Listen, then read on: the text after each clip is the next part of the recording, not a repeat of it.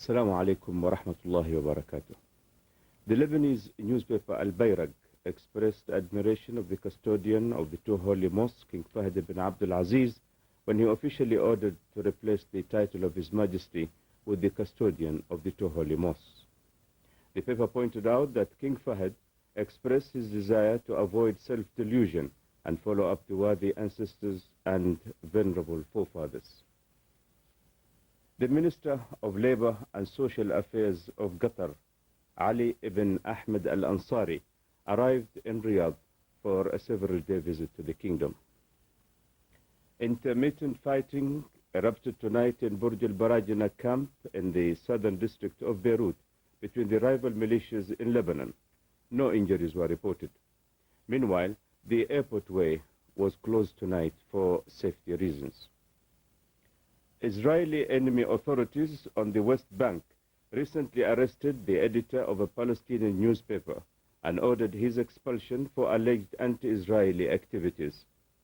Akram Hania, editor of the Ash-Sha'b, the daily paper, the People Daily, was said to be a senior member of the Fatah faction of the Palestinian Liberation Organization, PLO.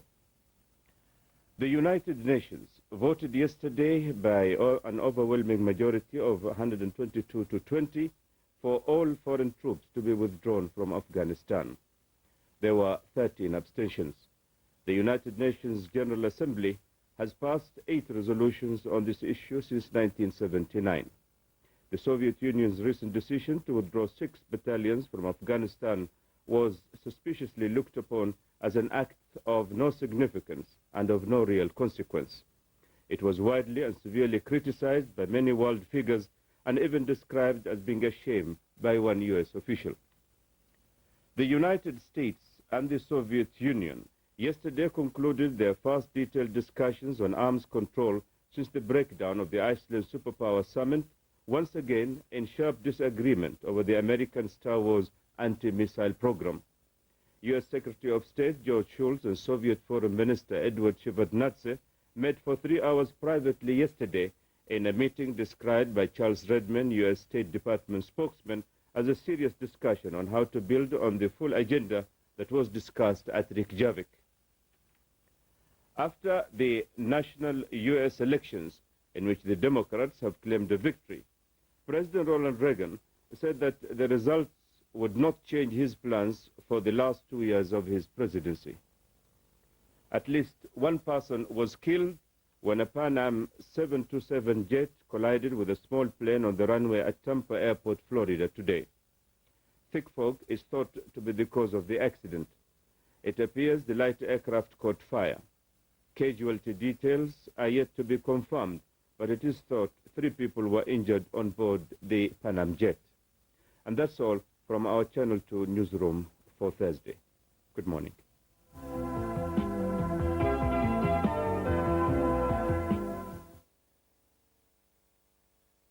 We now wind up our Channel 2 programs with a reading from the Holy Quran. أعوذ بالله من الشيطان الرجيم.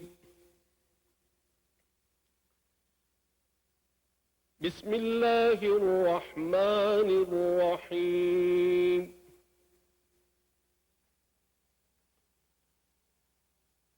ولما برزوا لجالوت وجنوده قالوا ربنا أفرغ علينا صبرا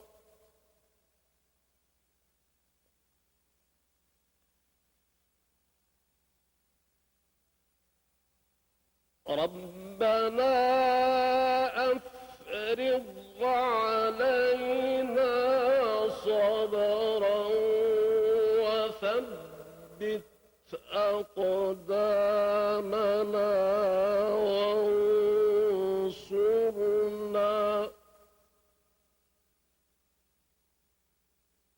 وثبت أقدامنا وانصرنا على القوم الكافرين.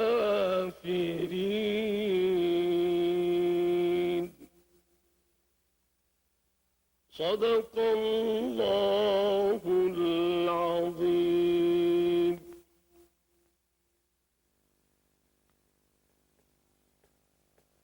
In the name of God, most gracious, most merciful.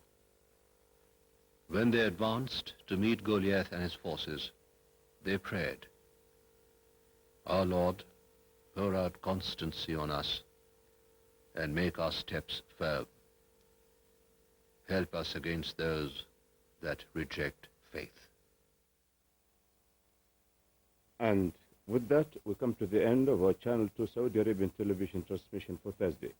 We hope that the programs we presented met with your satisfaction and look forward to being with you again when we resume transmission at 9 o'clock this morning. Until then, on behalf of the entire staff of Channel 2 Saudi Arabian television, I wish you sweet dreams and a pleasant weekend. Good morning.